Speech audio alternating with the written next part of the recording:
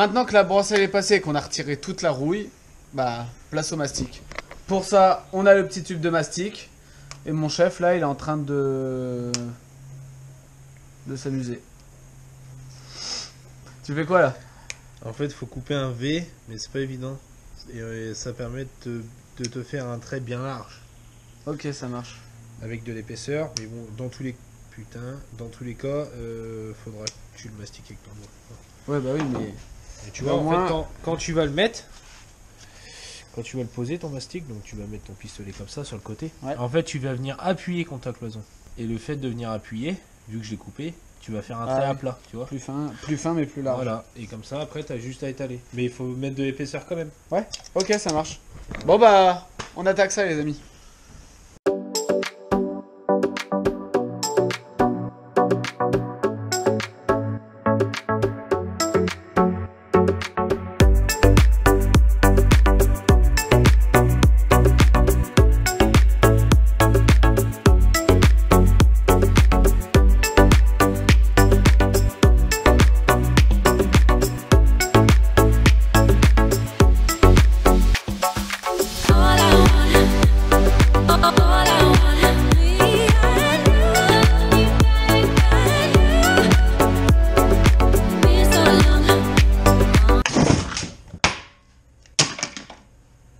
Le mastic a fini de sécher, on passe tout de suite au vernis, au traitement anti-rouille. Donc pour ça, bah, j'ai pris un petit vernis éphémertelé qui est prêt à l'emploi, un gris argenté. De toute façon on s'en fout, il y a la moquette dessus, donc on va pas se prendre la tête avec ça. Pour le truc, on va essayer. Donc normalement c'est un vernis, donc traitement anti-rouille. Avec la couleur primaire de gris, après le reste on s'en branle, tant que c'est un vernis pour traiter et éviter que la rouille revienne. Et du coup on va tester la petite peinture de Parkside. C'est pas sponsorisé, c'est juste qu'il n'y a pas de petites économies. Donc on va tester ça. Et puis après on attend que ça sèche. Peut-être un petit coup de peinture, on verra ce que ça donne pour que ça soit nif et qu'on voit plus rien. Mais bon, je pense que j'aurai la flemme. Je pense, comme il y a la moquette, clairement on s'en branle. Du coup, bah, on attaque ça, on vernit tout, et après, dès que c'est sec, on va pouvoir remettre la moquette par-dessus, et il sera nickel, il sera tout neuf. Si vous voulez voir un petit peu ce que ça donne ça. Donc voici tout le 4x4 qui a été mastiqué. Voilà. Donc je vous rassure, c'est pas un cache-misère. On a juste mastiqué au niveau des soudures pour que ça reste bien étanche. Et du coup, bah voilà, allez, au travail les gars.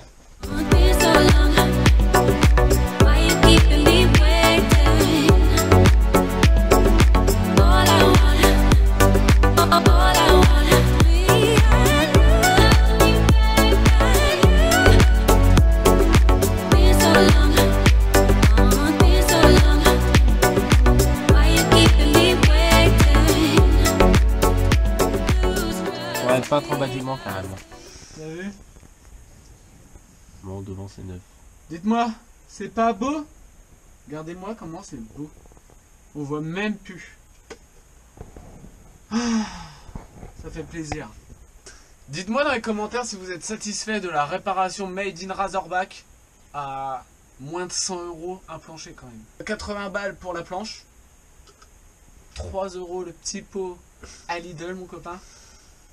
Et après, bah du talent tout simplement.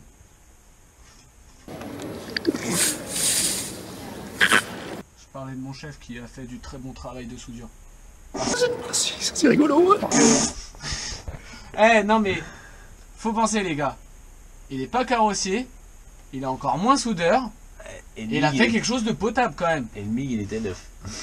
Il était même pas rodé là. Bobine Amazon hein. Bah ouais, faut t'en mettre. Il n'y a pas de petites économies les amis. Bah le temps que c'est bien soudé, ça tient. Ça tient mieux que le côté passager. Bah, c'est plus rigide en fait. Ça tient mieux que ce que c'était. Ça c'est sûr. Ouais. Non franchement, dites-nous dans les commentaires si on a réussi à s'en sortir quand même. Parce que on n'est pas... Ah on se démerde hein. On se démerde. On n'est pas professionnel dans la catégorie véhicule. Non, si je voulais qu'on l'énonce platement, j'aurais dit caisse. Qu'est-ce, tu vois, ça c'est pas drôle, Mais...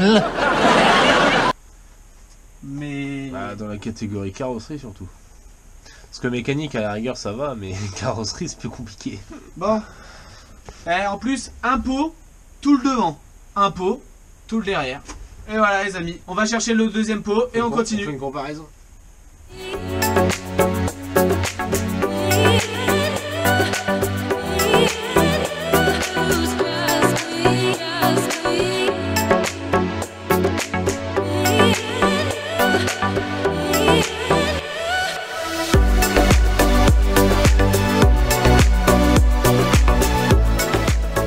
Il bouge les trous. Oh là là. J'ai pitié, il bouge les trous avec le vernis Parkside. Il y a plus de rouille. On va voir ça à la caméra.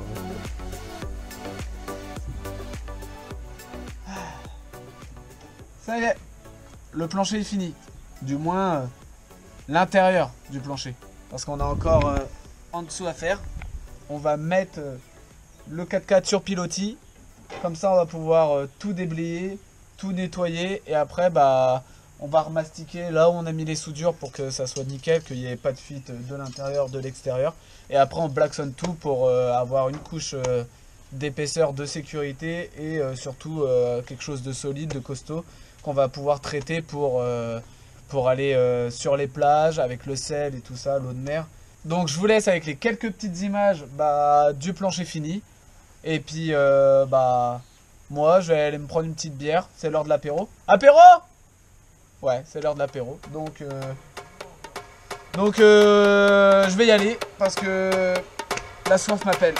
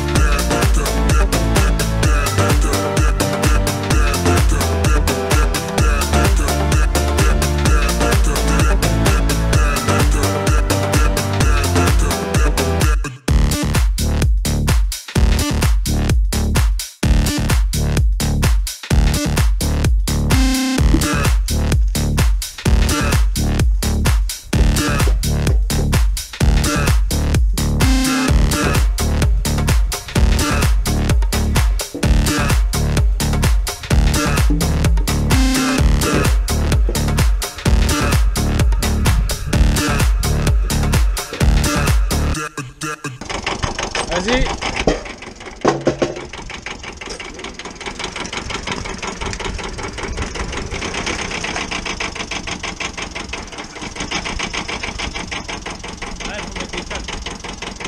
Bon bah voilà, on fait un pont de fortune pour pouvoir nettoyer en dessous. Mais bon, pas sur le tracteur, hein.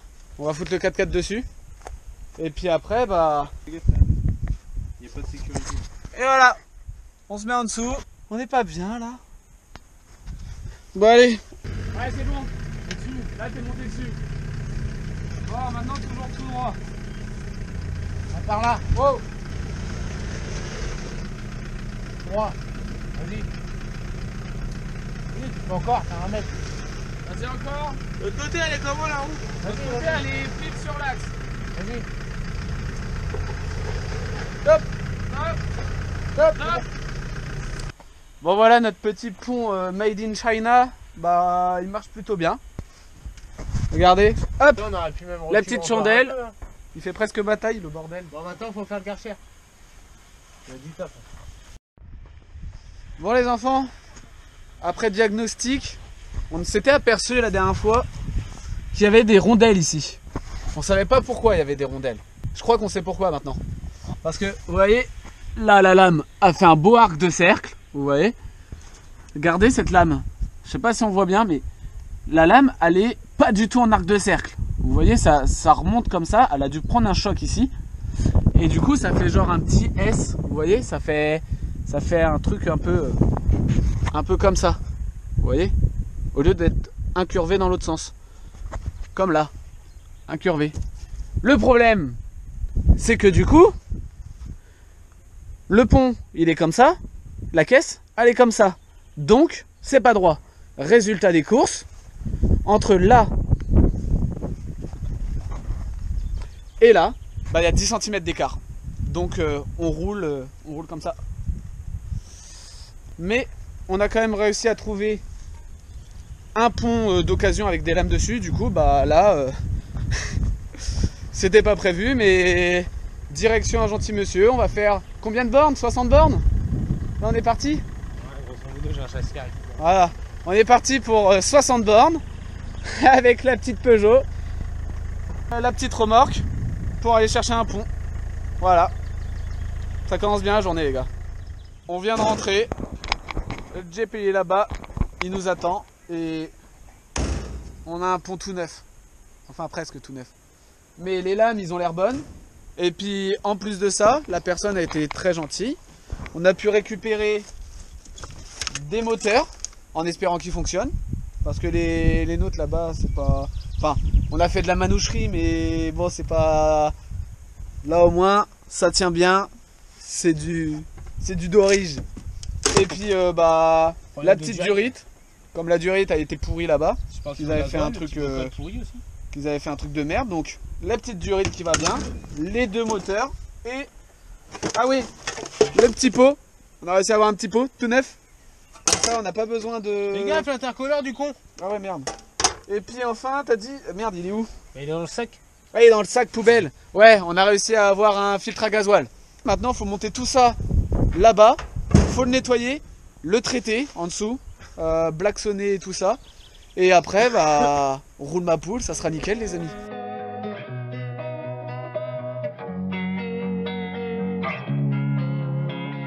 Losing time, I'm fading fast. I just wanna make it last. Try to let go of the past. I close my eyes, embrace the blast. Sleepless nights and headaches stack. Restlessness to hell and back. What's my purpose? What do I grab? A slippery surface, a heart attack. And sometimes you just gotta believe there's something that'll give you relief. There's something that'll have what you need. What you need. We're broken, it's tragic. We're not all elastic, but maybe there's magic. Believe you could have it. And I know of sadness, the anxious and panic, the infinite vastness of all that is blackness.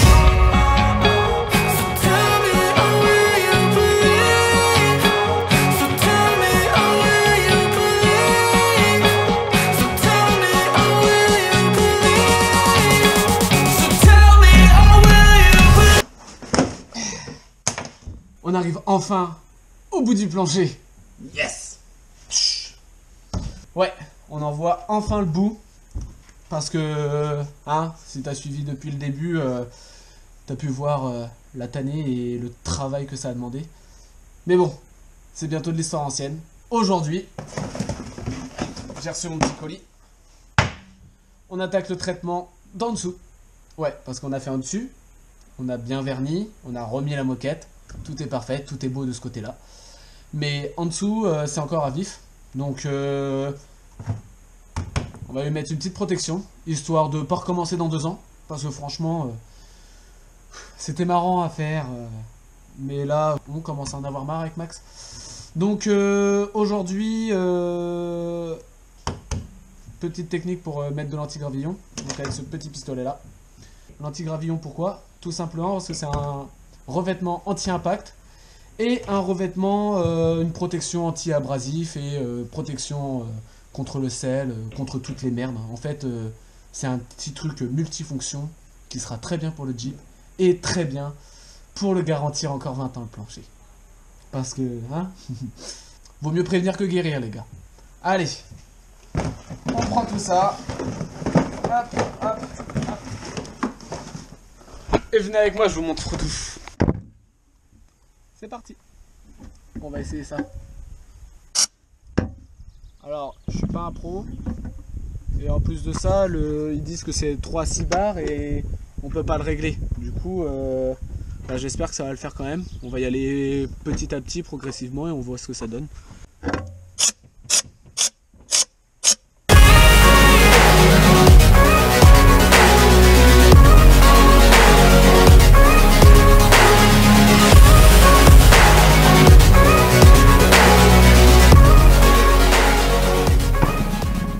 Bon, regardez-moi ça. Franchement, c'est déjà pas mal. Je suis très content du résultat. Maintenant, on va passer en dessous pour pouvoir aller faire l'autre côté, aller faire en dessous et aller faire ce côté-là, parce que de ce côté-là, c'est un peu compliqué. Mais on m'a dit que c'était un truc qui était extrêmement collant, que ça ressemblait à du goudron. Du coup, bah, je suis désolé, mais j'ai pas envie de m'en prendre plein la barbe. Du coup, yep. Ouais. Voilà, ça tient.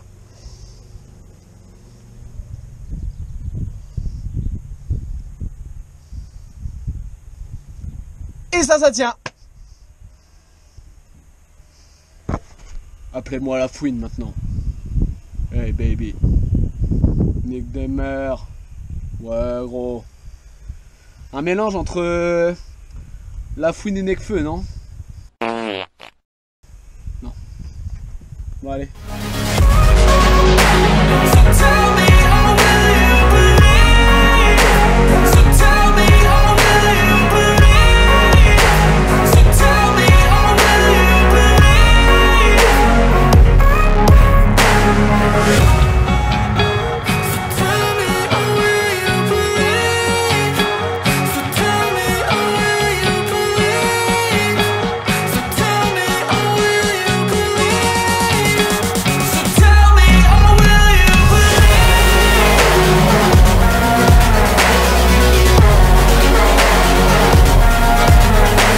On s'est aperçu qu'il y a un autre problème. Encore. Oui. Encore. Ça. Comme le disque derrière. L'étrier il est mort. Enfin, je pense. La roue freine toute seule. La jante elle est hyper chaude. Donc bah, on pouvait pas continuer comme ça. On s'en est aperçu que ça freinait et tout ça. Du coup bah c'est chiant. C'est chiant. De ce côté là c'est bon. Ouais, de ce côté là ça va. Mais de l'autre côté ça freine. Du coup bah encore des problèmes. Dès que ça va un peu mieux, bah il y a des problèmes qui se rajoutent à nous. Donc c'est un peu chiant. J'espère qu'on arrivera à le terminer dans les temps pour qu'on puisse partir à peu près dans les temps. De toute façon je vous tiendrai au courant. Mais c'est chiant. En fait on démonte un truc. On s'aperçoit qu'il y a un autre truc qui merde. Du coup on démonte l'autre truc. On refait le premier truc. Le premier truc il remarche bien. C'est nickel, on est content. Et quand on démonte le deuxième truc, bah, on s'aperçoit qu'il y a un troisième truc. Et quand le troisième truc est démonté, bah ainsi de suite. C'est comme la musique. Un quatrième, un cinquième. Au bout d'un moment, on pourra plus rien changer. Hein. Bref. Sur ce, bah on se capte pour des prochaines aventures. Bon allez. On va arranger tout ça et puis voilà. À la prochaine. Peace les amis.